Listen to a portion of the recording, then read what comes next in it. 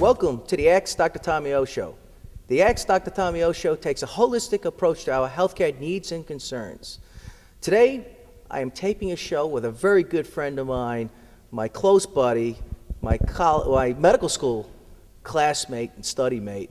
We're going to tape Cyberbullying Part 4, Suicide Part 2 from a physician's perspective. So I want to get right into the show. There's just too much information to cover. We only have about a half hour. So I'd like to introduce Dr. Patrick Petros. Doc, welcome to the show. Tom, thanks for having me back. I didn't think you were going to invite me back after the bad things I said about you. That's right. There was no love there, right? No. I love you a lot, you know. Best doctor right over here, that's for sure. Now, we're gonna start right off with some misconceptions about bullies in general, right. All right? Because there's a lot of misconceptions out there. The first misconception is that bullies don't feel good about themselves. They suffer from low self-esteem, that they're trying to build themselves up through bullying. That's absolutely not true. These bullies feel very good about themselves, have great self-esteem, and they do this because they can. They bully other kids. The second thing is that bullying is about racism, sexism, whatever ism it is. Mm-hmm. It doesn't matter, all right? It doesn't matter what the issue is. What does matter is that they will pick somebody who does have low self-esteem and pick on them because they know that person will not go to the authorities. Right. They overpower them. Yeah, that's right. It's like this is priming the pump for how they're going to act for the rest of their lives. This is their conflict resolution. And they're criminal thinkers. I mean, if you talk to them, these are the people that will wind up being criminals down the road or politicians, either way, right? But basically, this is how they're going to resolve conflicts for the rest of their life.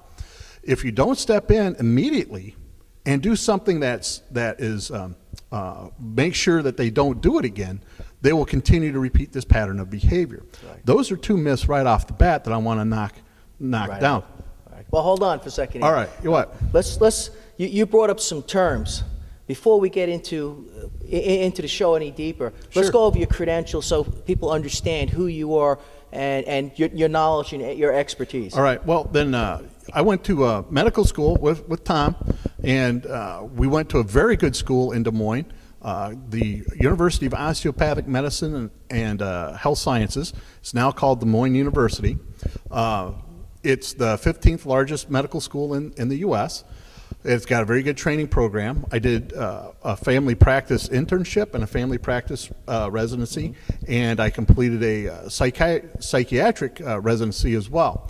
I have a practice dealing mainly with children and adolescents in Des Moines, Iowa, and I speak frequently on many topics relating to psychiatry. So. I also have my own radio show back home. It's called Doc and Lefty on DesMoinesAmplified.com. I give lectures all over the world, basically, on different issues about psychiatry. Right. So I just wanted to get that point across that you have a psychiatric background. So when you start using terms and you start quoting statistics, it's coming from a knowledgeable background. It's just not something that you're pulling out. So these are statistics you can look up. The problem with statistics, particularly about bullying, is it requires self-report. These people, the statisticians, go out and get these people to self-report what's going on. The problem with self-reporting is most people that are bullied don't report it. Right. So the statistic is that boys bully more than girls, and that men bully more than women. But that isn't true. Women bully much more frequently than men do. It's just that when men do it, or boys do it, we're much more open about it. Right. It's much more easily visible, and it has a tendency to be more aggressive or violent in nature. Whereas when women bully or girls bully, it's much more emotional in nature. It can be very subtle, from saying something along the lines of, "Tom, that suit looks good on you," right? Which can be a subtle insult, or all the way up to, "Well, we're not going to talk to Sally," or "We're not going to talk to whoever," right? Or spreading rumors. Things like this of an emotional nature are the things that occur much more frequently with girls and females than they occur with men. Right. The number one thing that you have to remember, specifically about cyberbullying, because this is what this segment is about, is there's not a way to prevent it unless you get rid of the electronics in your house. I will tell you that that is my recommendation to parents. There's no reason to have a computer in the house. If you have one at work, why do you have one at home? Number two, there's no reason for a 14-year-old to have a cell phone. As I look out in our audience today, most of us, except for this young man over here, most of us are in our 40s and 50s, right? We seem to make it just fine without having a cell phone or a computer at home or any of these other things at home. So a lot of this has to do with control of your household. Parents today are much more concerned about making sure their children have the latest gizmo, gadget, whatever status symbol it is, right, rather than raising them. Right. So parents, if you do decide for whatever reason that your child needs a cell phone, you need to make sure that you know that you're going to be checking that every single day. The problem is kids can delete whatever messages there are out there. They do it all the time. So there isn't a way to keep your child safe from cyberbullying or any of the other threats out there on the internet or through the phone unless you don't have it in your house. Right. What we do know statistically is the more electronics penetrate the household, the worse children do in school. That is a direct correlation. We can track that all the way back to the advent of radio. Mm-hmm. Okay? So we know that electronics for kids and teenagers aren't very good. Right. The second thing about electronics, particularly about cyberbullying with electronics, is it's not an age-related thing.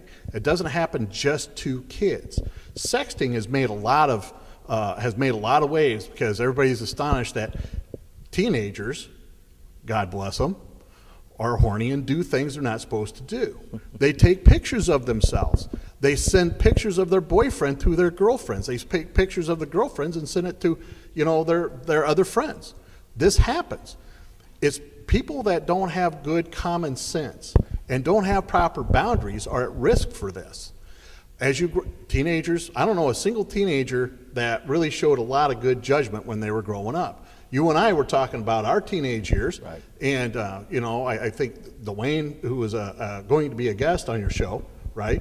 We were talking a little bit to him, and he's relating some of the things that he did. We all have stories as teenagers that were not where we showed not very good judgment. Right. That's part of growing and maturing. That's right. That's part of growing and maturing. Internet technology is something that needs to occur for people that are mature. Sexting happens all the time. It doesn't matter your age. I had to fire a nurse for that very issue. Right. And it was one of these things where she handed me her phone and she goes, well, what do you think of this picture? So and of course I'm clumsy, so I hit the wrong button. Up pops a picture of herself naked in the shower. Wow. And I'm like, well, why would you, as a nurse, do this? Right. That is incredible. Right. Right? Really high-risk behavior. Yeah, absolutely. Yeah. High-risk behavior. So it doesn't matter who it is. I deal with couples all the time whose one partner or the other got caught in an affair through sexting. Right. These are things, one, it's permanent. It's on a database somewhere. And two, it will always come back to haunt you. As you know, I ran for Congress last year. The guy who beat me in the primary, they took one clip of him saying one thing the entire campaign year. There's a whole year he's doing this. That's all they played on the TV and the radio. So you have to be careful. This is a public medium. Right. It would be like standing in Madison Square Garden every time you send a text. So that's important to tell your children. The problem is when you're getting cyberbullied, and that can include simply saying things that are embarrassing or sending out pictures that are embarrassing to other people. That's considered cyberbullying. The statistics specifically about cyberbullying vary widely, particularly among teenagers. The statistics range from 18% to over 50%, either being bullied or being the bully, and most of the time a combined kind of thing. What happens when you're bullied? You turn on your friends and you start to bully them. It's a way of gaining control. Mm-hmm. So what you need to tell your children to protect themselves as far as cyberbullying is, one, you need to tell your parents all the time. Make sure you have a good line of communication. Two, if it involves threats of violence or violence has occurred, you need to involve the authorities from the school. If there's actual threats, then you need to approach the police. The third thing you need to do is save all the messages if this is going on. This is how you're going to prove in court what is going on. The most important thing to remember, though, is these children are being eradicated from their social groups. As older adults, we text back and forth, a little bit, right? But basically, our fingers are too clumsy to really do it very much. Yeah. But the term is all thumbs. All thumbs. That's absolutely right. But these kids, this is how they communicate. It's much safer for them to communicate this way. So what you have is children unable to communicate their wants and their needs verbally. Right. Children like that are at much higher risk of being bullied. So you need to make sure your children are communicating all the time with you. There needs to be, if you have electronics in the home, there needs to be periods of time when there's no electronics at all allowed. Now, you and I as physicians, all right, we need to turn our phones off at dinner. Right. That's what we need to do. We need to tell our patients, listen, my family is important. If you have another job, like a fireman, I know firemen are on call. They need to make sure their children know the reason I have my phone is because it is part of my job. Right. But jobs as teenagers don't require this. Right. So you have all these things that come together in cyberbullying. When you are cyberbullied, you're much more likely to think of suicide, up to 25 times more likely to think of suicide, and you're more likely to try suicide, anywhere between 8 to 25 times more likely to try suicide. For men, that's particularly dangerous because men, for the most part, when they try to, and boys too, when they try to commit suicide, they choose a means that gets it done. Right. Men think very linearly, right? How am I going to kill myself in the least painful method? The least painful method of death is a gun. So they will find a gun. It doesn't even have to be your gun. It will be anybody's gun. Right. So they will complete suicide much more frequently. However, women, victims of cyberbullying, are 3 times more likely to try suicide. They're about 1/3 as likely to complete it because they will use things like medications and Tylenol, pills, Tylenol. Yeah. We see that in the ER a lot when we're on call. Yeah.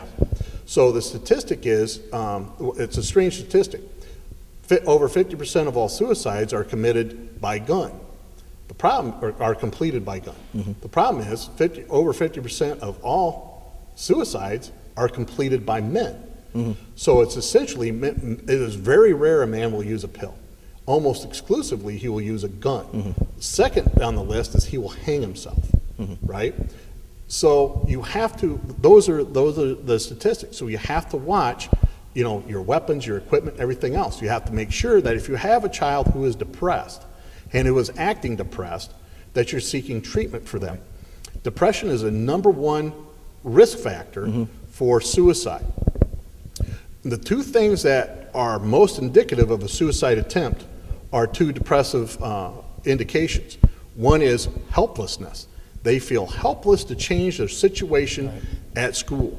I will tell you, in our school district back home, we know the schools that you have to leave because the administration won't do anything, all right? So you recommend that they leave that school and try a different school.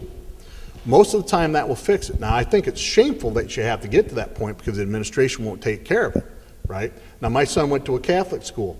We had to remove him from a Catholic school because the bullying would not stop. It was only when we put him into the Urbandale school district that it stopped. Now I can tell you that it had an impact on my son for a while. I mean, he was down, he was depressed, and just like every other child, at one point I got a call saying my son was a bully. It's at that point you have to step in. If you get a call from the school or anybody saying, hey, listen, your son or daughter is bullying my child, you have to step in and tell your children this is unacceptable. Right.